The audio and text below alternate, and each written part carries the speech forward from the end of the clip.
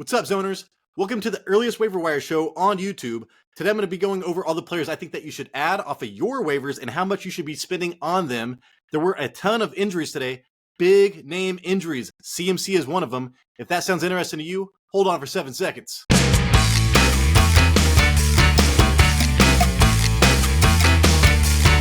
can do it! What's up, zoners? This is Tyler, Big Turd Ward, and Banjo, the dog, coming at you live from my garage. And this is the Fantasy Red Zone. Today's episode. So like I said in the intro, I'm going to be telling you who to add off of your waiver wire and how much to spend on them. And hey, this is a very early show. I'm filming this halftime of the afternoon games. There will be people I am missing.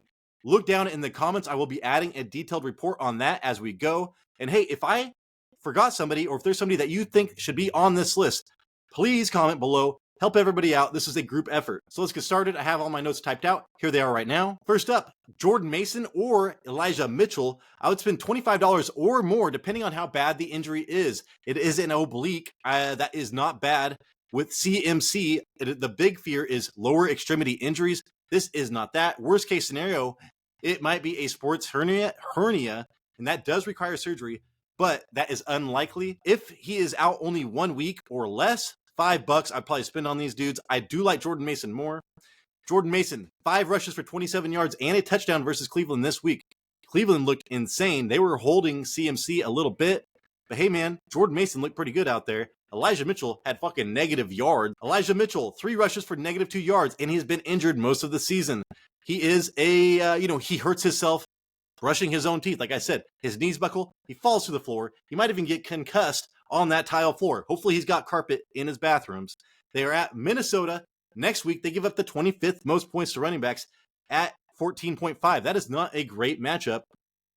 Mason also had a touchdown last week in the blowout over Dallas. So again, I think that Mason is a running back to own moving forward. Next up, Chuba Hubbard. $20 I'd spend on Chuba Hubbard. He had 19 rushes for 88 yards and a touchdown with 1 reception on 1 target versus Miami today. Sanders is out. Dude, Sanders has failed to hit 50% rush share or 10% target share in the last 2 games heading into this week.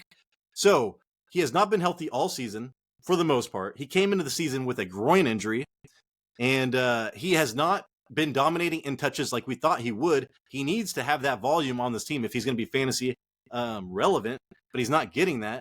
Dude, Chuba has 0.53 rushing yards over expected per attempt this season. That is between Pacheco and King Henry. Sanders isn't even on that list. He's so goddamn low. He is 29 rushing yards. He has 29 rushing yards over expected this season. That is top 15 in that category. They do have a bye next week, and that does get Miles Sanders time to heal. But even if he is healed up, it is not even a 50-50 timeshare. I believe in Chuba Hubbard being the better running back moving forward, and Bryce Young is looking better. This offense is looking a little better. Running backs are tough to come by this year. $20 I would spend on Chuba Hubbard. Next up, Roschon Johnson, the rookie. I'm pretty sure he's like a 3rd round draft pick or something like that. I would spend $20 on him. He was out with a concussion this week. He almost made it back because they had that early game last week. He is averaging 4.9 yards per carry this season. That is top 15. Khalil Herbert is on IR with an ankle injury. So even when he comes back, it will be more of a 50-50 timeshare for maybe a couple games. And that is in 3 weeks from now. So we're looking at Roschon Johnson getting the load, man, as a highly drafted rookie in this offense that looked like shit today. But this offense has been amazing the previous 2 weeks. But they just had a tough divisional round against Brian Flores. I am looking for Roschon Johnson to dominate the carries when he comes back. They do host Las Vegas next week, and they are giving up the 16th most points to running backs at 19.0. So that is an average matchup. Dude, if Roschon Johnson is back next week, I think he will be a low-end running back too for you. Next up, I just had to add this dude. This is an early show. I went to, breaking news. It looked like Montgomery is out with ribs right now, and I'm not really sure what that's like. We have Jahmyr Gibbs, who has been inefficient and injury-prone anyways. I want to see Khalif Raymond in this offense. If Montgomery is out for more than a couple weeks, I would spend $15 on Khalif Raymond. I'm still going to try to trade for Gibbs this week. It might be tough to get a Gibbs owner to finally give him up when Montgomery's going to be out. But still, this is breaking news. I'm not sure. I will have to edit this later, maybe down in the comments. Khalif Raymond, I would spend $15 on. Next up, I just got to watch this game. Kareem Hunt, I'd spend $10 on Kareem Hunt. 12 rushes for 47 yards and a touchdown. 3 receptions for 24 yards versus the 49ers today. He came out of the bye, dude, and the commenters were like, holy shit, man, who is this guy? He did look a lot better. He had 15 touches to Ford's 19, and Ford still looked good, man. He was breaking tackles, had some like 360 into a long run. He had only 5 rushing attempts in each of his first 2 games. We're talking about Kareem Hunt now. So we might be looking at a trend where he starts getting much more involved. After the bye, him looking better. This is very encouraging for Kareem Hunt. Like I said, I would spend $10 on him. The blocking scheme is amazing. The offensive line is great. They're at Indianapolis next week, and the Indianapolis is giving up the 13th most points to running backs this year at 20.2. That is a positive matchup. All right, here we go, man. Devin Singletary, I would spend $5 on him. I just want to see what happens here. He had 12 rushes for 58 yards and 1 receptions versus the Saints this week. I was watching this and I was like, dude, Dameon Pierce is going to get out-touched this game. Holy shit. Dameon Pierce has been super inefficient all year, and we have been waiting for the Dameon Pierce breakout. As much as I love Dameon Pierce, Devin Singletary just averaged 4 yards, 8 per carry today. To Dameon Pierce's 2.6, and this has kind of been a trend for Dameon Pierce as far as being super inefficient. Devin Singletary did not have a touch last week, but he has multiple games with 5+ rushes. Pierce has been inefficient this year with multiple games over 20 carries, and he only has a season high of 81 yards in a game this year. Singletary faces an 8-man box a league high 46% of the time, dude. So Singletary, when he's in there, they know he's going to be running the ball. They stack the box, and he is still more efficient than Dameon Pierce. They are on a bye next week. But hey, man, you could probably wait a week and then pick this dude up. Devin Singletary, I think it might be worth owning. This offense has only room to grow. We love CJ Stroud. If they can get a running game going here, they've got an offensive coordinator from the 49ers tree. You know, we know that they want to run the damn ball. Defensive head coach. Just a matter of time before they find it. Maybe it might be Devin Singletary only this year. Next up, we have a clusterfuck. Keontae Ingram and DeMarcado. I'd spend $5 on those dudes. Wait, no, I wouldn't. Damian Williams is actually leading in usage today with 7 carries for 29 yards. This was right before the half. Connor is on IR for like 3 more weeks. We know that this position on this team is valuable for fantasy if they're halfway decent. They are at Seattle next week, who give up the 15th most points to running backs at 19.3. That is an average matchup. Dude, we need to see how this game ends. Pick up Damian Williams probably for $5 next week, but this could be a big clusterfuck. This might be something that you do not want to mess with. Next up, the last of the running backs, my personal lottery back ticket for like a month now on an IR slot. Keaton Mitchell. If you ain't Keaton, you ain't trying. $1 I'd spend on him. Activated off of IR on Saturday. It was Keaton Mitchell has been activated. And I was like, dude, it's like a fucking Pacific Rim, man. He's going to go kill shit. Boom. And he got no touches. So that sucked. No touches. He is a lottery ticket. They host Detroit next week, who give up the 31st most points to running backs. Isn't that crazy? Isn't that crazy? They are the second best team against running backs. That is a terrible matchup at 10.9. But still, Keaton Mitchell, if you're looking for a lottery ticket running back. Next up, wide receivers now. Josh Downs. I would spend $5 on Josh Downs. He had 5 receptions on 8 targets for 21 yards and a touchdown this week. He had 8 targets, which was second on the team. 12 targets for Minshew in the last start, so 8 now, averaging 10 targets per game with Minshew on a 2-game sample size. Tied on the team for red zone targets, which is leading the team with Michael Pittman going into this week's game. I do not know after this. I need to look at the stats. 3rd round rookie, so he has the draft capital, drafted by Shane Steichen. I love Shane Steichen. He's like my favorite offensive coordinator, and this dude drafted him. They host Cleveland next week, and they give up the 32nd most points to wide receivers at 13.5. That is a terrible matchup. You just saw what they did to San Francisco. Probably a shitty matchup, but again, Josh Downs is probably going to get a lot of targets as long as Minshew's there, which is going to be for like 5 to 6 more weeks. Next up, Curtis Samuel. $5 I'd spend on him. 4 receptions on 4 targets for 42 yards and a touchdown this week. 4 targets was second on the team. McLaurin had like 11, so McLaurin is still like the dominant factor there, and you might get a Logan Thomas game here and there. Touchdown in each of his last 3 games. This is what we are banking on, man. He's getting, one of those was a rushing touchdown, so he's getting him different ways. Averaging over 6 targets and 50 reception yards in each of those last 3 games. So his floor is high. He's averaging 4.1 yards of separation this year. That is number 3 in wide receivers. So His route running has been exceptional. 87% catch rate. That is number 2 overall in the league behind only Kincaid, and Kincaid only catches like fucking 10 balls. So really, Curtis Samuel has like the highest catch rate in the league right now.